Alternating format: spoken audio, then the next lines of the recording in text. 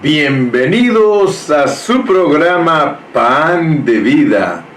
Qué bueno, mis amados hermanos, que podemos saludarnos por este medio.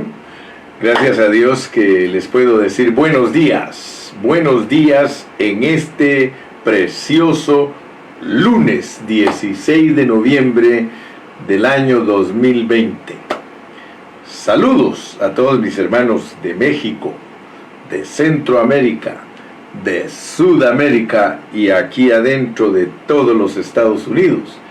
Hermanos de Tennessee, que Dios me los bendiga. Hermano Pastor Fabricio, hermana Quiñones, aleluya, Yesenia, toda la familia, hermano Eric Quiñones.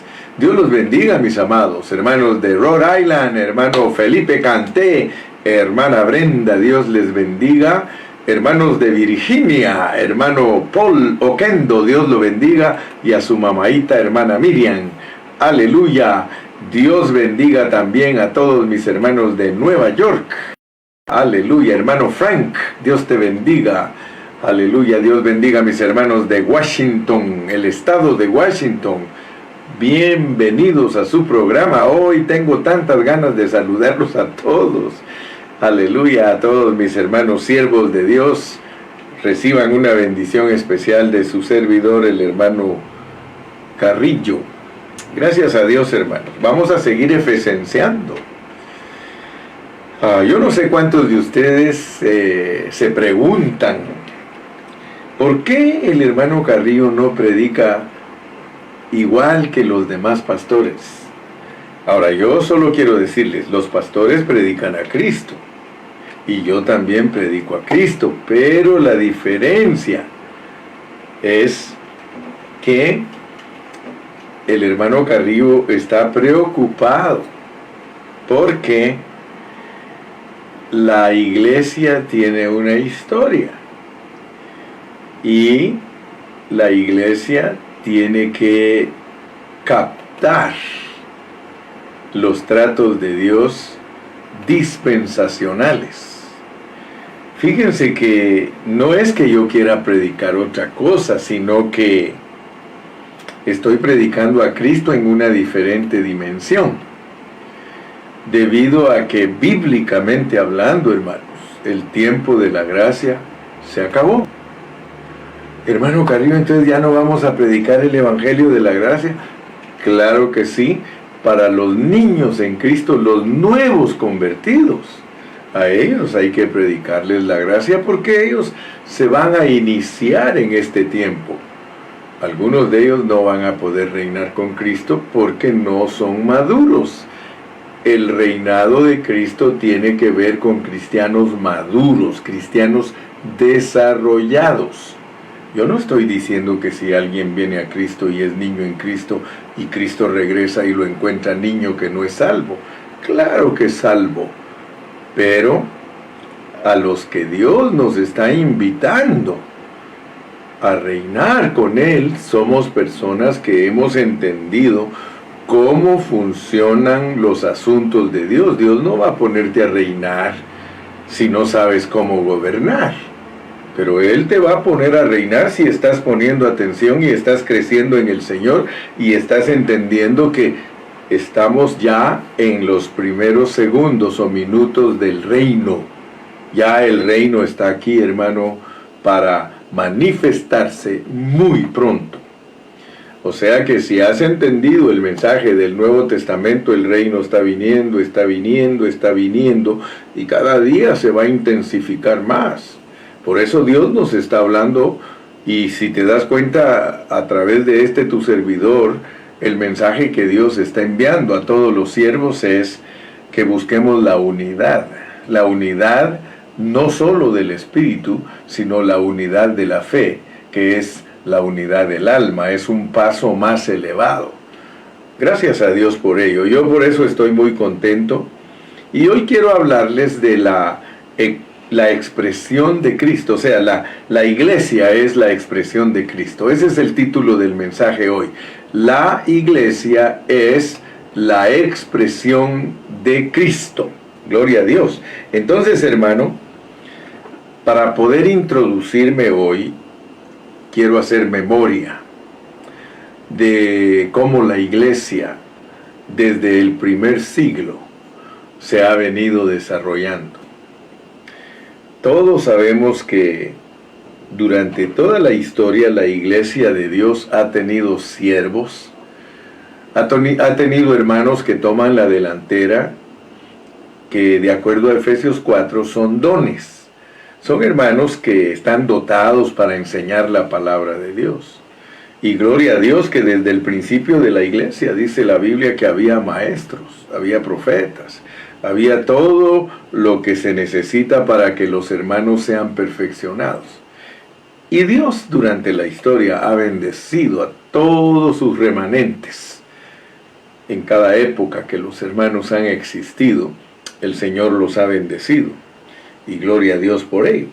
Muchos de ellos experimentaron a Cristo en una magnitud tremenda. Yo creo que algunos de ellos hasta lo disfrutaron mejor que muchos cristianos de hoy en día. Y Dios usó a todos esos hermanos para que ellos enseñaran la palabra, y los hermanos, algunos, aprendieron a experimentar a Cristo. Otros, sin embargo, solo se llenaron de conocimiento y teología. Pero quiero decirles que muchos se movieron en los dones espirituales, en los dones de poder. Muchos se movieron en religiosidad.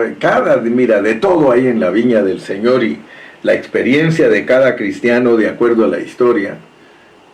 Tú puedes decirme y puedes leer en libros, ahí están escritas.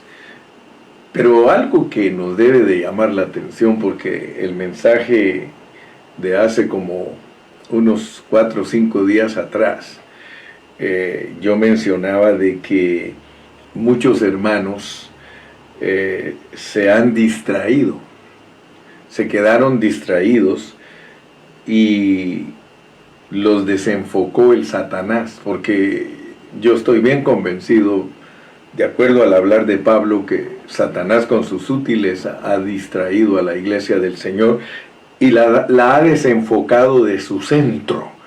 Todos nosotros debemos de saber que el centro de todo esto, el centro de Efesios, es Cristo y la iglesia. O sea que no hay otro centro. En la economía de Dios no hay otro centro más que Cristo y la iglesia. El asunto es que los sustitutos de Cristo con frecuencia son cosas buenas, y por eso es que nosotros tenemos que tener mucho cuidado, porque históricamente lo que ha desenfocado a la iglesia de la centralidad de Cristo son cosas espirituales. No estamos hablando de cosas malas, pero yo quiero que ustedes, por favor, me presten su atención. Cosas que sustituyen a Cristo muchas veces son cosas espirituales, pero no son el propio Cristo. Me gustó que algunos hermanos, cuando hablé unos días atrás acerca de la centralidad de Cristo, ellos: hermano, yo soy de Cristo, hermano, yo estoy con usted, hermano, yo me hago uno con usted, hermano, yo no quiero estar como niño defendiendo doctrinas, hermano, yo creo con todo mi corazón que lo más disfrutable es Cristo, etcétera, etcétera. Entonces yo quiero que por favor me comprendan, porque quizá algunos no entienden por qué es que predico de esta manera. Con frecuencia las cosas buenas nos distraen, pero nosotros debemos de estar muy claros respecto a eso. Efesios, que es una epístola que claramente Pablo dice que tenemos que ejercitar nuestro espíritu y ser los que le oramos a Dios que abra nuestros ojos, es con un propósito de mantenernos en guardia. Nosotros no debemos de bajar la guardia, por eso en este libro hay una armadura de Dios, para que el sutil enemigo no nos ocupe. El enemigo puede ocupar nuestra mente, y la ocupa distrayéndonos de todo lo que no es Cristo. Por eso vuelvo a repetirte el título de la lección de este día. La iglesia es la expresión de Cristo. Cuando nosotros leemos en Apocalipsis, vamos a leerlo, Apocalipsis capítulo 2 y versículo 4.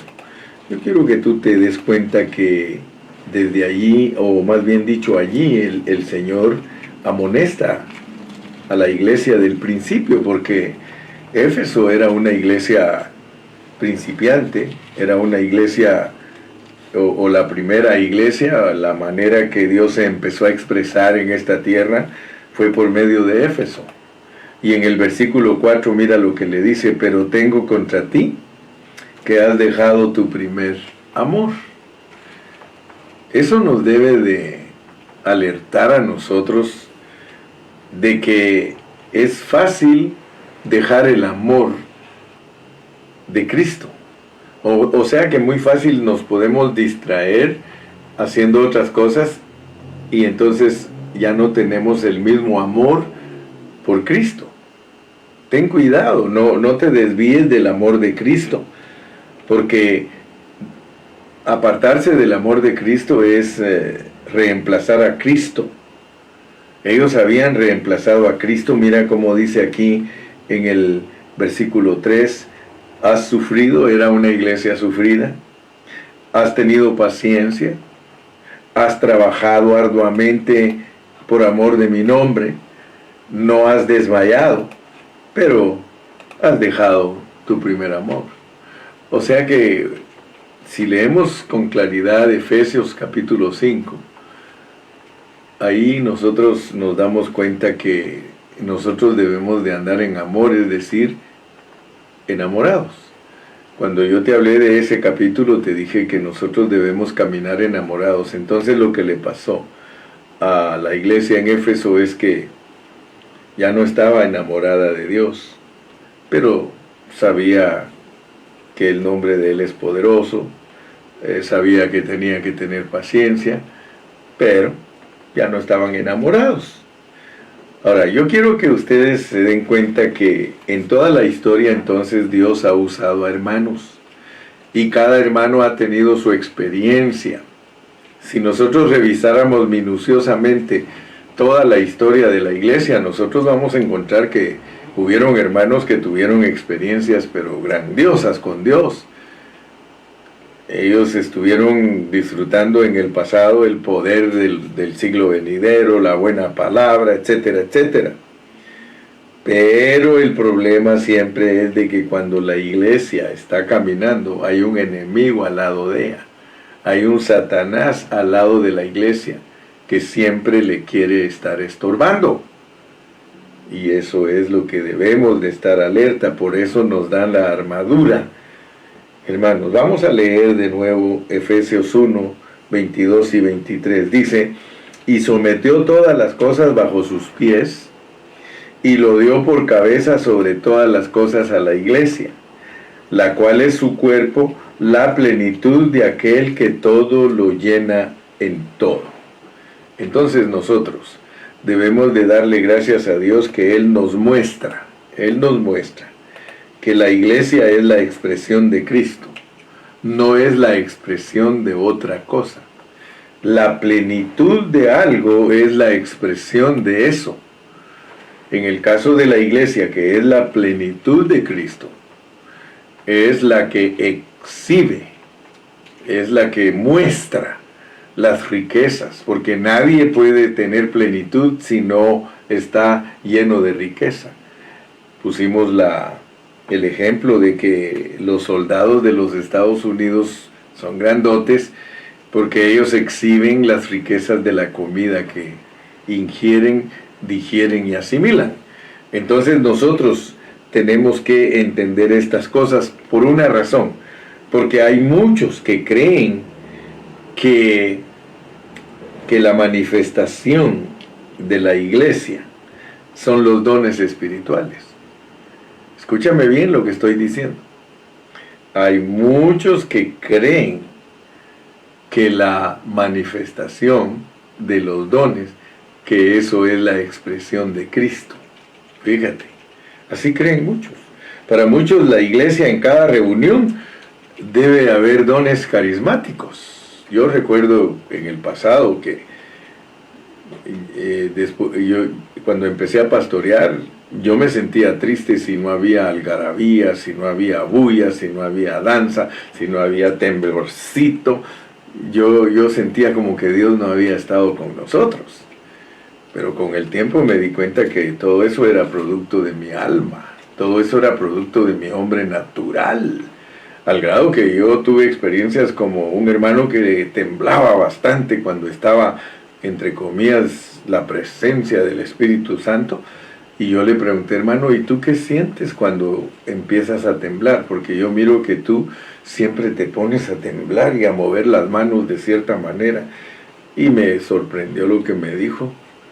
Y de ahí fue donde yo empecé y dije, no, esto es de tenerle cuidado. ¿Saben qué me respondió? Mire, hermano, la realidad es que cuando yo me pongo a alabar a Dios, me dijo, me agarra una tembladera en los brazos y siento que soy un pollo aleteando. Y yo dije, ¿cómo? Eso no viene de Dios entonces. Pero hay muchos hermanos que practican esas cosas, esos movimientos que se prestan pues para los ángeles y los malos espíritus, hermano. Y no estoy bromeando. Yo soy un hombre que tengo mucha experiencia en la vida de la iglesia, casi medio siglo sirviendo en la vida de la iglesia, y te puedo decir que si no aprendo por medio de esas experiencias, yo nunca viejo llegaré.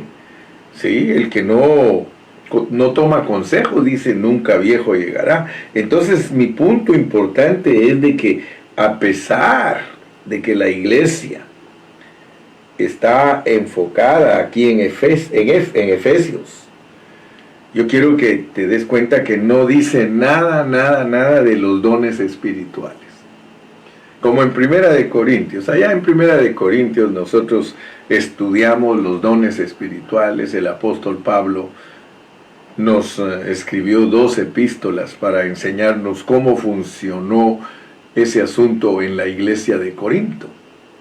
Pero cuando llegamos a Efesios, aquí en Efesios, en la iglesia de Éfeso, él no nos muestra que se movían los dones espirituales. Al contrario, aquí nos muestra que hay dones que son hombres.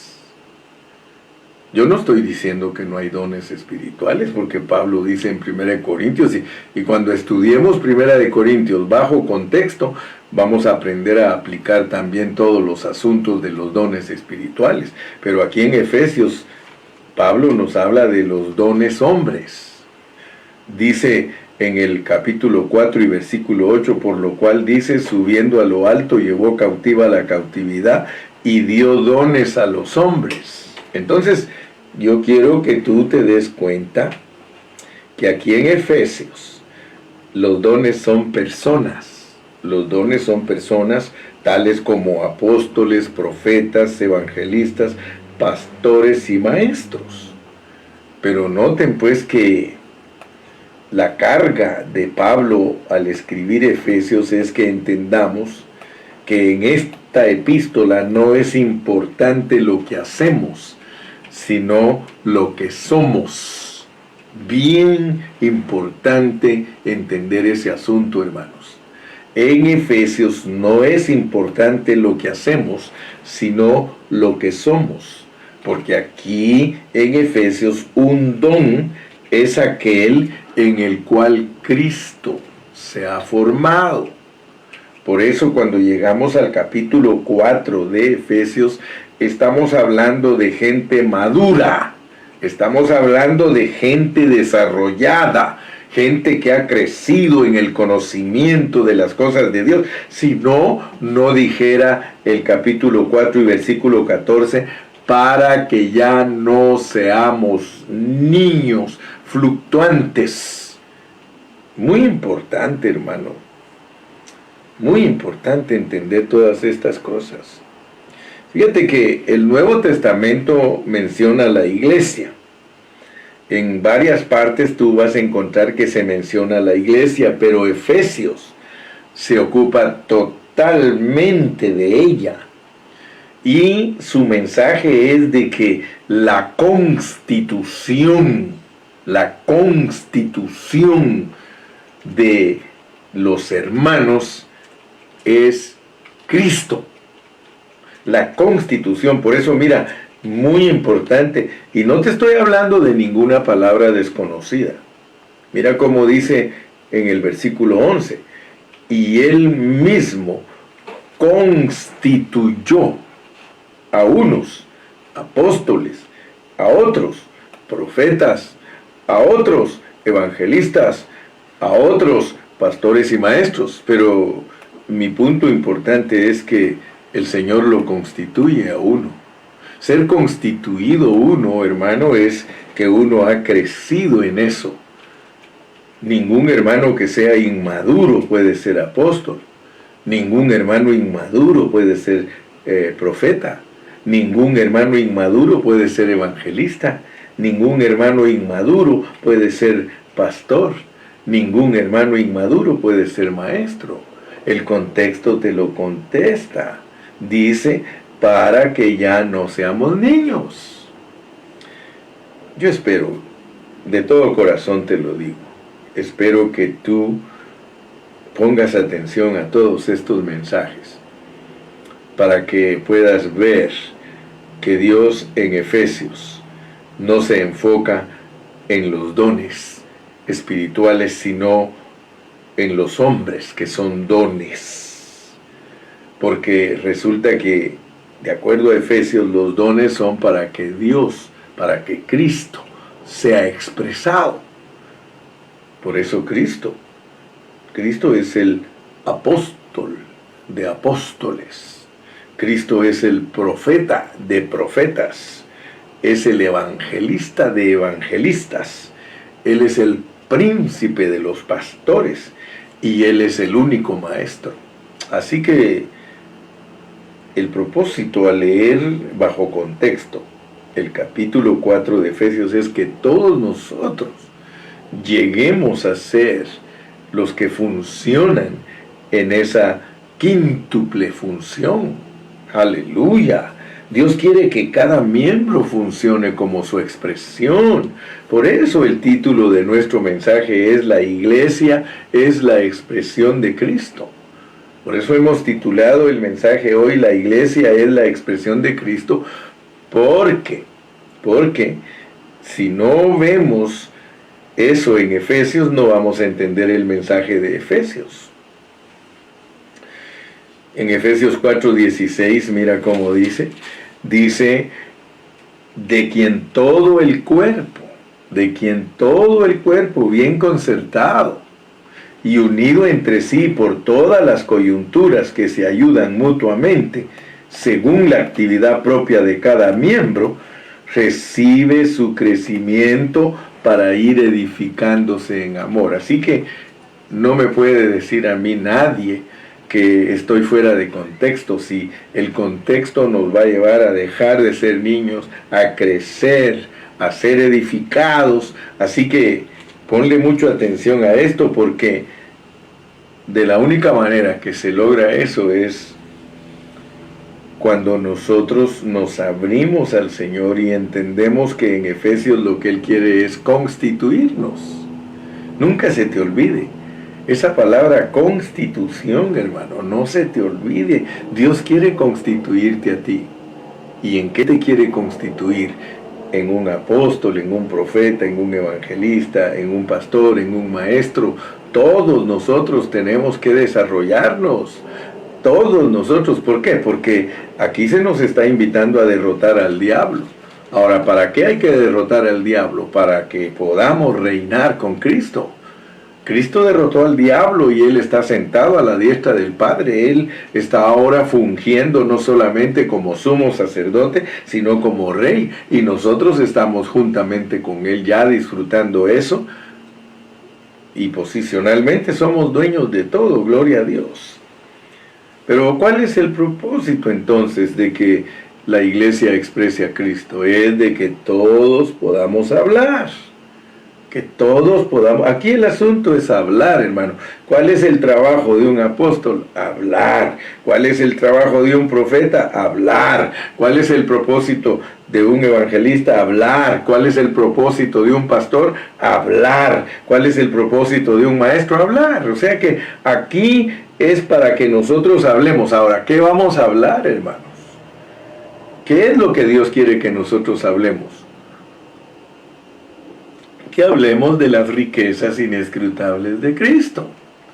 Porque cuando nosotros ministramos las inescrutables riquezas de Cristo, esas personas se están alimentando.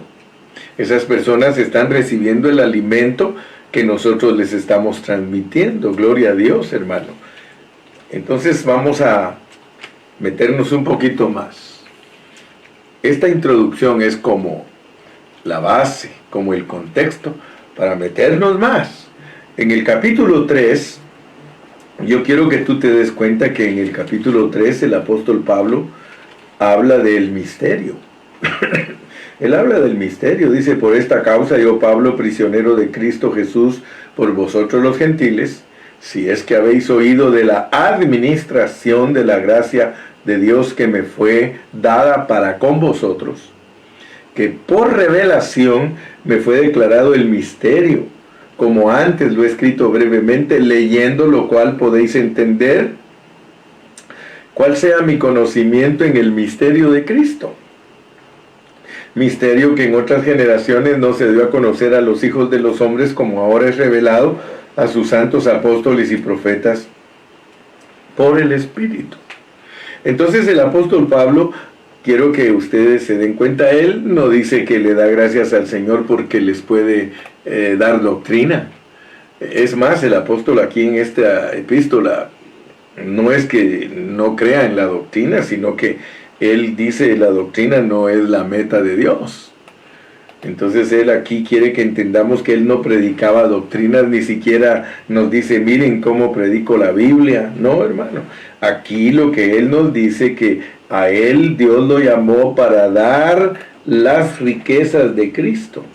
Por eso él habla de las riquezas y de la plenitud, porque el apóstol Pablo, Dios lo usó para hablarnos en un lenguaje que nos ayude a entender la economía divina.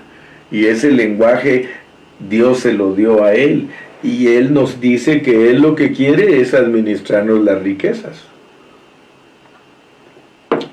Por eso es que cuando nosotros nos damos cuenta de lo que es la plenitud y lo que es las riquezas, si lo entendemos correctamente, nosotros podemos entender el hablar de Pablo.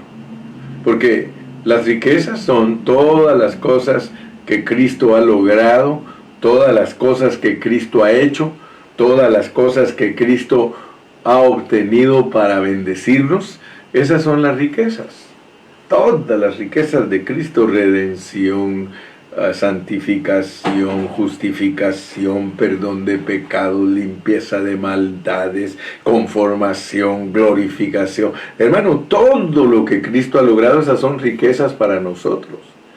Y esas riquezas, aleluya, son para que en nosotros se exhiba una plenitud.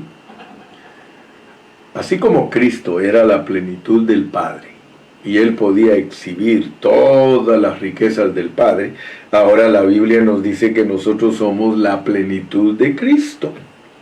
Entonces nosotros tenemos que llenarnos, saturarnos, constituirnos de todo lo que es Cristo, para que de esa manera podamos ser la plenitud.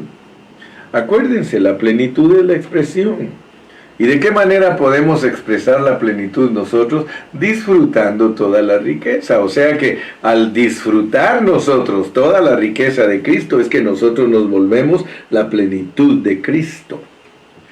La iglesia, fíjese, la iglesia como expresión de ese Cristo inescrutable, gloria a Dios, es por medio de disfrutar a un Cristo ilimitado. Un Cristo ilimitado. Nosotros tenemos esa bendición de que el Cristo nuestro es ilimitado. Leamos Colosenses capítulo 2 y versículo 9. Aleluya. Dice la palabra del Señor, porque en Él habita corporalmente toda la plenitud de la deidad. Porque en Él habita corporalmente toda la plenitud de la deidad. A mí me bendice mucho Dios con esta palabra. Porque cuando hablamos de que Cristo en Él habitaba corporalmente toda la plenitud de la deidad, hermano, eso es profundo. En ese hombrecito corporalmente habitaba toda la plenitud de la deidad. ¿Cuál es toda la plenitud de la deidad? Es todo lo que es Dios Padre, todo lo que es Dios Hijo y todo lo que es Dios como Espíritu. Esa es la plenitud de Dios. Ahora, ese cuerpecito podía expresarla. Aleluya. Bendito sea el nombre del Señor. Por eso es de que aquí en Efesios 1:13, en Efesios 1:23 dice, la cual es su cuerpo, la plenitud de aquel que todo lo llena en todo. Quiere decir que nosotros, siendo la plenitud de Cristo, nosotros somos la plenitud de Dios, porque Cristo expresa al Padre, al Hijo y al Espíritu. O sea que la expresión del Dios triuno, la expresión de esa total divinidad, porque esa es la divinidad. En otros mensajes yo les he enseñado que Padre, Hijo y Espíritu son el Dios absoluto. El Dios absoluto. Y les decía que algunos no entienden cómo funciona ese asunto. Porque algunos tienen la idea de que cuando ese hombrecito anduvo aquí en la tierra, que el trono se quedó sin Dios. Hermanos, Dios esté en la luna, esté en el sol, esté en Marte, esté en Mercurio, esté en la tierra, donde quiera que esté Dios, Él es el Padre, el Hijo y el Espíritu. Pero ahora explícame si lo entiendes, al Padre, al Hijo y al Espíritu corporificado. Porque ese es el misterio. El misterio es de que el Dios que es un Dios de plenitud, Padre, Hijo y Espíritu, habitaba en un cuerpo de un hombre que se llamaba Jesús. Aparentemente pareciera como que te estoy diciendo que Dios es 4, ¿verdad? Porque es Padre, Hijo y Espíritu encarnado en el Hijo del Hombre. Pero si tú no entiendes pues esas expresiones, entonces tú no vas a comprender ni tendrás en la mente bien concebido en tu mente lo que es Dios como la plenitud habitando en ese cuerpecito. Y por eso yo le doy gracias al Señor, porque algunos cuando quieren entender a Dios, por eso mira, si vamos a Juan, y Juan te lo dice en el capítulo 1, si tú pones atención a Juan capítulo 1, wow, te vas a quedar asustado y vas a entender lo que estoy diciendo. Mira cómo dice en Juan capítulo 1 y versículo 17. Dice, pues la ley por medio de Moisés fue dada, pero la gracia y la realidad, la gracia y la verdad vinieron por medio de Jesucristo. Entonces ahí nos está diciendo que la ley la trajo Moisés y les enseñó a todos los hombres a vivir bajo una ley. Pero la gracia que es Dios dentro de la gente, fíjate qué tremendo mensaje. La gracia que es Dios dentro de la gente y la realidad, porque antes de que viniera Cristo ninguna persona tenía realidad en su ser interior. No había venido Cristo, pero cuando vino Cristo, Él entró en el hombre y Él entró como gracia y realidad, que gracia es Dios dentro del hombre para que Dios pueda hacer las cosas a través del hombre. Y la realidad, porque ahora sí en el espíritu del hombre hay una cosa real. Ahí el espíritu del hombre estaba vacío antes de que Cristo viniera. El hombre perdió esa gloria desde Génesis, pero ahora viene Dios y se la llena. Ahora, fíjate lo que dice el contexto, pues, para entender lo que el hermano Carrillo te está explicando. Dice, a Dios nadie le vio jamás. El unigénito Hijo que está en el seno del Padre. Fíjate, qué tremendo, hermano. Porque el Dios triuno está siempre en un lugar. Donde quiera que Él está el Padre, el Hijo y el Espíritu. Y por eso te digo, es difícil explicarlo, difícil entenderlo, pero uno lo percibe en su espíritu. Porque yo te estoy explicando. El Padre, el Hijo y el Espíritu, que es Dios, habitaban en la persona de Jesús. Entonces no lo vayas ¿cómo te dijera? No lo vayas a limitar a creer que el Hijo es ese hombrecito. Ese hombrecito es la expresión del Hijo, la expresión del Padre y la expresión del Espíritu. Claro está que es Dios tomando cuerpo. Lo que dice aquí en la Biblia, que Dios como tabernáculo. Haz caso y cuenta que el tabernáculo del Antiguo Testamento era el cuerpo de Cristo.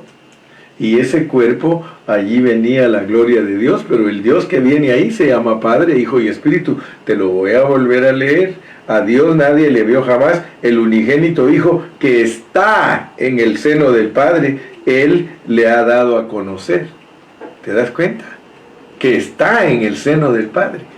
O sea que dentro de Cristo estaba el Padre, y dentro de Cristo estaba el Hijo.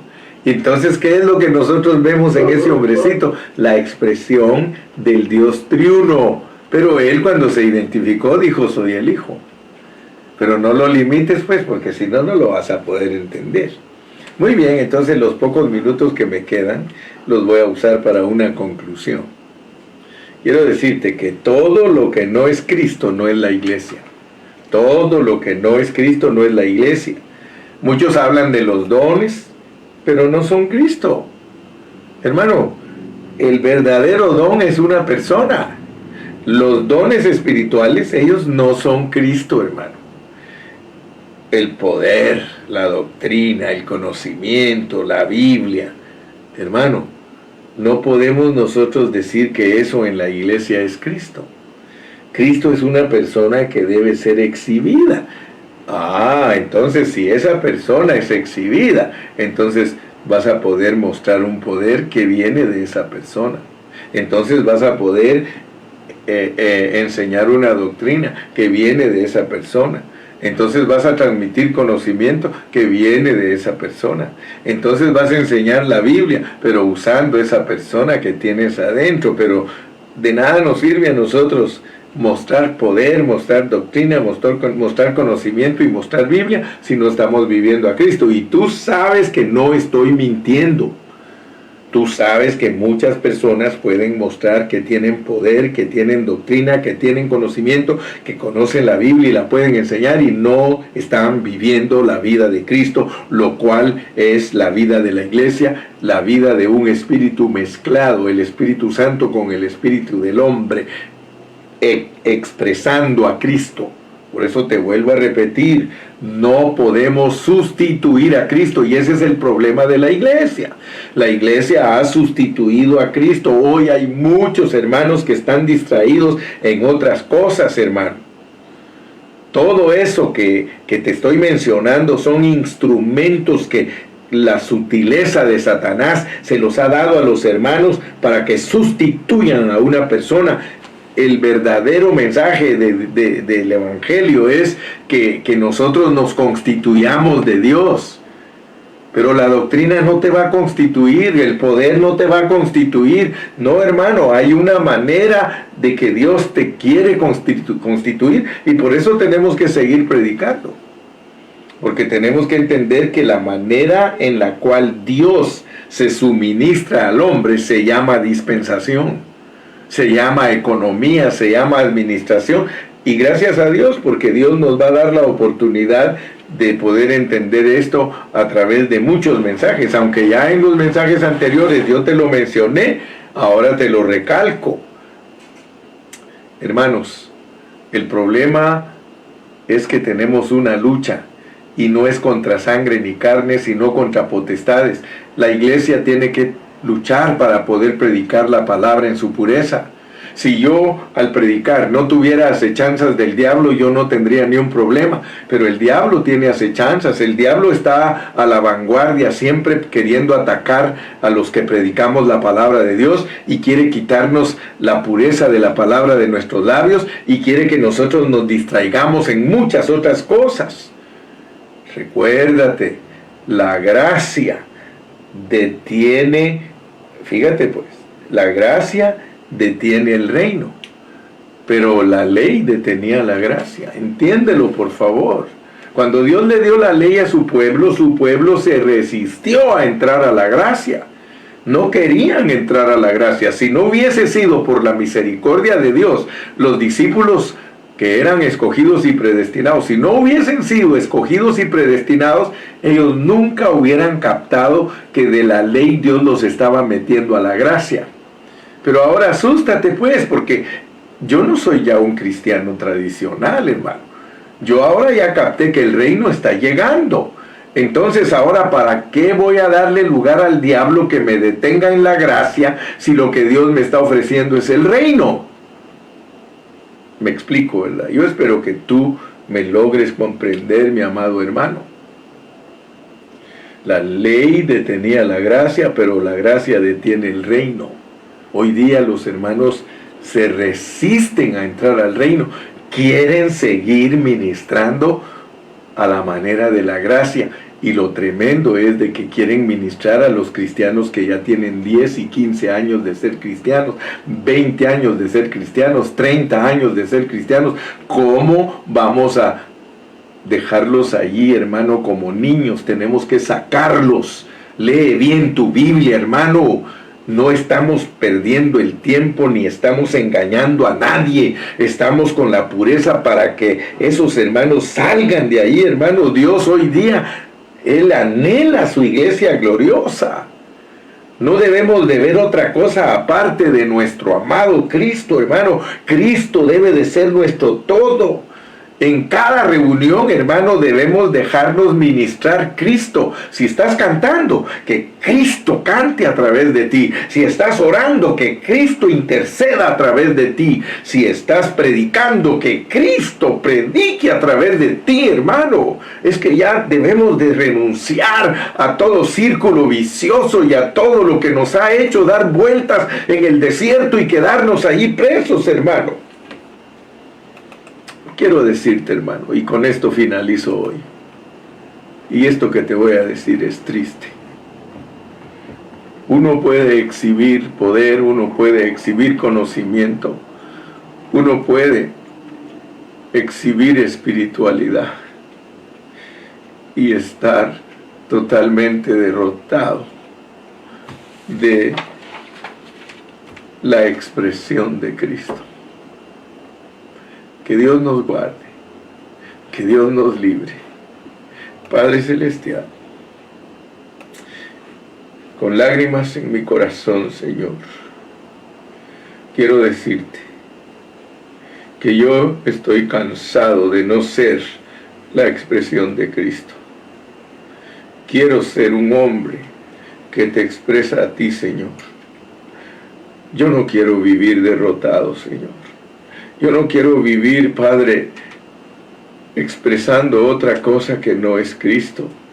Yo no quiero, Señor, estar luciendo como que tengo, Señor, algo que se llama pretensión, Señor. Yo no quiero pretender que tú eres el que está saliendo de mí haciendo cosas que no complacen tu corazón. Te pido que me libres, que me ayudes y confieso con todos mis hermanos que yo soy la expresión de Cristo. Yo quiero llegar al punto que tú llegaste, oh Señor Jesús, en esta tierra. Tú llegaste al punto de decir: el que me ha visto a mí, ha visto al Padre. Yo quiero llegar al punto de decir: el que me ha visto a mí, ha visto a Cristo. Porque eso se llama una expresión y experiencia total. Allí quiero llegar, Señor. Ayúdame. Ayúdame, Señor, te lo ruego en tu nombre precioso. Gracias. Amén y amén. Y el pueblo de Dios dice: amén. Dios te bendiga y te guarde, y hasta mañana.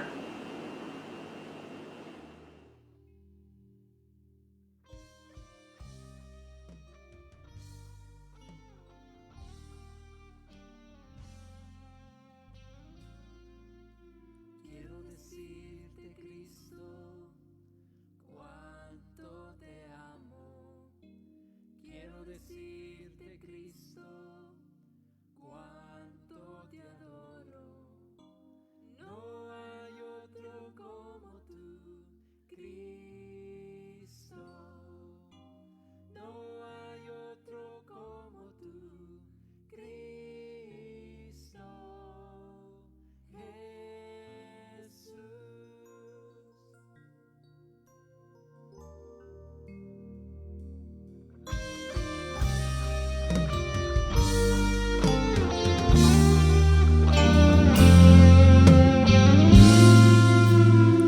decirte, Cristo, cuánto te amo.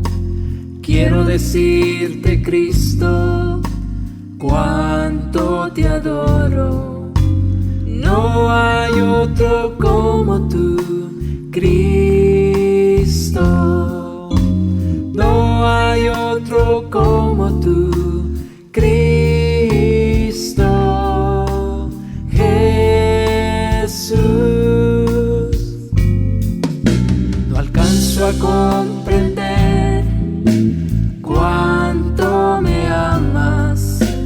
Tu misericordia me ha alcanzado. Tu gracia expresaste, oh Señor.